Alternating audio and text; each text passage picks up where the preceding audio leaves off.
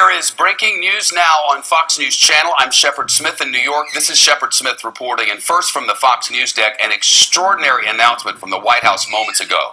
And the White House taking a step to revoke the security clearance from the former CIA director John Brennan. Brennan was director of the CIA for 4 years, ending his term in January of last year. He's been a firm critic of the president's actions, his governance, his conduct, and his statements. Most recently, John Brennan spoke to Lawrence O'Donnell on MSNBC. I think Donald Trump has badly sullied the reputation of the office of the presidency with his invective, with his constant disregard, I think, for human decency, as well as his befriending of autocratic leaders around the world, and his continued pursuit of relationships to benefit himself as opposed to the country. I do think that America's standing in the world has also been tarnished.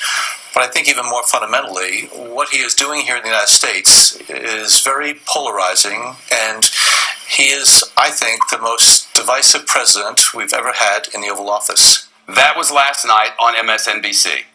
The night before, on this channel, the president's lawyer, Rudy Giuliani, told our Sean Hannity that Brennan, quote, should face a grand jury for his role in peddling the salacious Trump dossier that kicked off what he called the phony Russia investigation. I'm going to tell you who orchestrated the quarterback for all this. It isn't just Strzok. He's a bit of a puppet. Then there's Mueller. He's a puppet. People working for him are, some of them are really... Funny feel you're about to drop a bomb on me. Go ahead. The guy running it is Brennan. And he should be in front of a grand jury. Much of Giuliani's attack on Brennan involved the dossier compiled by the former British spy Christopher Steele that the administration has repeatedly asserted was what began the Russia investigation. It was not. The Russia investigation began after the former Trump policy advisor, George Papadopoulos, told an Australian diplomat that the Russians had dirt on his then political opponent Hillary Clinton. That information was passed on to intelligence officials. Giuliani calls that dossier laughable. For context, the research in the dossier includes 17 memos produced by the former spy Christopher Steele. They allege misconduct and a conspiracy between members of the Trump campaign and the Russian government during the 2016 election. Some assertions in the dossier have been confirmed, other parts are unconfirmed. None of the dossier, to Fox News knowledge, has been disproven. That said, the battle lines were drawn between John Brennan and President Trump. The president's defenders attacking John Brennan, with Brennan attacking the president. Today, just a short time ago, reporters asked the president's spokesperson, Sarah Sanders, whether he is trying to silence his enemies. If there were others that weren't, that we deemed necessary, we would certainly take a look and review those as well. And among those, she mentioned, the clearance of other former senior officials and others are now under review. The names she listed: the former Director of National Intelligence, James Clapper, the former FBI Director, James Comey, the former CIA Director, General Michael Hayden, the former Deputy Attorney General, Sally Yates, the Obama National Security Advisor, Susan Rice, the former FBI Director, Andrew McCabe, and the former FBI agent, Peter Strzok, along with his one-time lover and former FBI lawyer, Lisa Page. Each and every one mentioned by Sarah Sanders, a critic of the president. So what is the big picture here? With news breaking now, let's turn to Caitlin Owens, a reporter for Axios, who jumped in to speak on this at the last minute without any prior notice. We certainly didn't know this was coming. Historically, Caitlin, it has been a bit of a professional courtesy, I guess is maybe the right way to say it, to allow the security clearance of people from previous administrations to continue with their security clearance. How unusual is it to revoke such a thing? This is highly unusual. I think that's why this is such big news. But this was the former director of the CIA. And so, yes, this is not a precedented thing. And let's go back to why the press secretary just told us that the president revoked this clearance, because of the CIA directors, or the former CIA directors, erratic behavior was what the quote was. The line. That was the line. And so I think this is quickly unfolding into the debate is going to be, was his behavior erratic, and was he contradictory, and did he behave in a way that deserved to have a security clearance revoked? Or is it, as the critics are quickly, as President Trump's critics are quickly pointing out, is this just an attempt to silence his critics, as you've said? Oh, is an attempt. There's also a lot of other news, and there have been times when the president has used dramatic pronouncements of this sort to distract, which I suppose is also possible. I have a quote from the former CIA director John Brennan, and I believe this also was from MSNBC last evening. Actually, this is a tweet now. He says, "It's astounding how often you fail to live up to minimum standards of decency, civility, and probity. Seems like you will never understand what it means to be president, nor what it takes to be a good, decent, and honest person. So disheartening, so dangerous for our nation."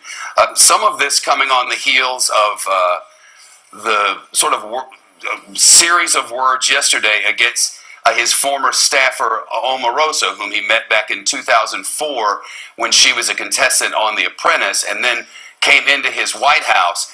He called her a dog, and any number of things that I've forgotten, frankly, thankfully. But be that as it may, some of this was in response, I believe, Caitlin, to some of that.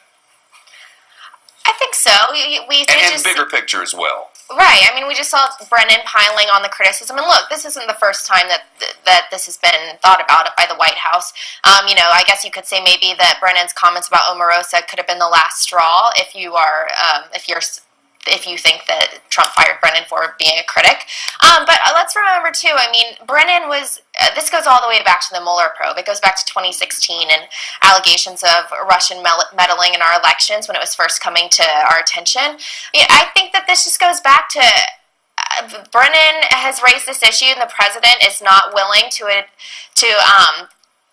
I guess sometimes he admits that the Mueller investigation and the Russian meddling is real, but, this is tied to the president's attempt to smear the Mueller investigation as a witch hunt. So whether Brennan's behavior warranted his security clearance being revoked or not, that's going to be debated for a long time, I would think, but let's just not forget that Brennan is tied to this Mueller investigation and everything that goes with it that the president is deeply skeptical of. This process over the years of allowing those in high positions, especially in intelligence and law enforcement, to keep their security clearance. The president said of that in a statement today. I think it's worth hearing what the president had to say about this in his statement. He said, among other things, his words outweigh the risk posed by his erratic conduct and behavior. He said Mr. Brennan has a history that calls into question his objectivity and credibility. He said Mr. Brennan has recently leveraged his status to make a series of unfounded and outrageous allegations, wild outbursts on the internet and on television about this administration. It is clear that the president is upset that John Brennan has been a detractor of his and pointed out what John Brennan believed were inappropriate activities, words, and otherwise. And as a result of that, it would appear, at least from reading the president's statement, as a result of that, this security clearance was revoked. Whether revoking a security clearance might change activities with John Brennan or not is a matter that the future will unfold, but whether it might be a sort of warning to others who were speaking against his administration, I guess is left for us to understand. Right, there's a lot of names left on that list, and I think that you were pointing this out earlier. It's a lot of critics that are left on that list, whether it be Susan Rice or James Clapper or Andrew McCabe, James Comey. It's just there's a lot of people that have criticized President Trump, and a lot of people that have been connected early on, back from the Obama administration, to the Russian investigation and the Mueller, what's now become the Mueller investigation. So, and I guess Shep, another thing to think about is how do you define erratic behavior? And if this becomes a partisan war of you're criticizing me, your behavior is erratic, what you say in public and on TV and on Twitter, where does this end? Does it end or does this happen every time that the presidency switches parties? I think that there's going to be a lot to unpack here, even though this just broke. Caitlin, if you would, stay with us for a moment. I want to turn to Catherine Herridge, our chief intelligence correspondent, who has more on the White House's decision here. Catherine, talk about, if you could, and as you understand it, the practical implications of this action. Right, okay, so Shep, I've been covering the intelligence community for the past 17 years, and what I know from my own reporting is that when you have a change in administration, often they'll bring back the former senior players for ongoing operations, so to discuss what next steps might be, and they need to maintain their clearances to participate. And I'm talking about what they call SAP programs. These are special access programs. These are highly compartmentalized programs. Sometimes a dozen people or less have firsthand information about what's going on in the programs, as well as black operations. So with Brennan losing his clearance, it means that he cannot participate. If he was needed to come back and talk with senior people in the White House, they'd have to go that extra step and get him a temporary security clearance. But based on the announcement today, that would seem unlikely, Shep. I want to go through a series of back and forths. For those of you who don't follow all of these players on Twitter or on other social media, I think this might be able to help give you an idea of how this has begun and the way that it's moved forward. So stay with me for just a moment. What's happened is the president sends out a series of tweets. Here's one. This is a terrible situation, and Attorney General Jeff Sessions should stop the rigged witch hunt right now before it continues to strain our country any further. Bob Mueller is totally conflicted, and his 17 angry Democrats are doing his dirty work and are a disgrace to the USA. To that, John Brennan responded on August the 1st as follows. Individuals of conscience who believe in the rule of law should denounce the blatant effort to obstruct justice. As Mr. Trump's desperation to protect himself grows, he could turn words into actions, prompting a constitutional crisis. Congress must warn Trump of dire consequences. Then, Donald Trump said, LeBron James was just interviewed by the dumbest man on television, Don Lemon. He made Lemon look smart, which is not easy to do. I like Mike. And John Brennan responded to that on August the 4th. He said, what responsible and right-thinking adult can point to Donald Trump as a role model for our youth? Whether he spews lies, insults, and polarizing hate speech against fellow Americans, think of it as harmful impact on the young people and the way they talk and act to each other. A couple more examples, because I want you to understand this feud. Donald Trump said, while I know it's not presidential to take on Omarosa, and while I would rather not be doing so, this is a modern-day form of communication, meaning Twitter, and I know the fake news media will be working overtime to make even wacky Omarosa look legitimate as possible. Sorry. Since then, of course, tapes have come out. 2 days ago, John Brennan responded directly to that and said, you're absolutely right. If you were presidential, you would focus on healing the rifts within our nation, being truthful about the challenges we face, and showing the world that America is still a shining beacon of freedom, liberty, prosperity, goodness, and welcomes all. And finally, just one last one. Well, this is the one that says when you give a crying lowlife a break and give her a job at the White House, I guess it just didn't work out. Good work by John Kelly for firing that dog. And in response, John Brennan said, it's astounding how you fail to live up to minimum standards of decency. So to say that there's not a pattern here of back and forth, suggesting that this might be retaliation by the president, doesn't seem outside the realm of possibilities, given the evidence in front of us, Catherine. Well, in the 17 years I covered the IC, I can't remember a former CIA director having their clearance pulled in this way, and I also can't remember a former CIA director speaking so openly and publicly and consistency in opposition to a sitting president.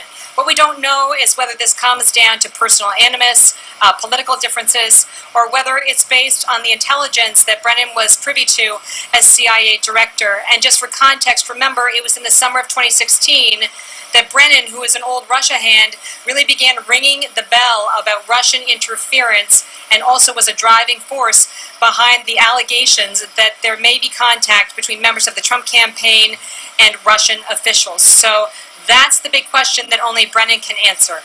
Indeed. Catherine, we'll be back to you in just a moment. We have breaking news there. But first, Philip Rucker, who works for the Washington Post as a journalist there, reminds that John Brennan in his career has been the CIA station chief in Saudi Arabia, the CIA chief of staff, the director of the Terrorist Threat and Integration Center, the director of the National Counterterrorism Center, the White House Homeland Security Advisor, CIA director, and has briefed 3 different presidents. He just had his security clearance revoked by the President of the United States in a statement, extraordinary statement, read at the White House. We'll have much more on that in the hour ahead, and certainly in the many hours ahead here on Fox News Channel. But the news breaking right now is this morning the prosecution got their final arguments in the Paul Manafort case in Virginia. After that, the defense had its closing arguments.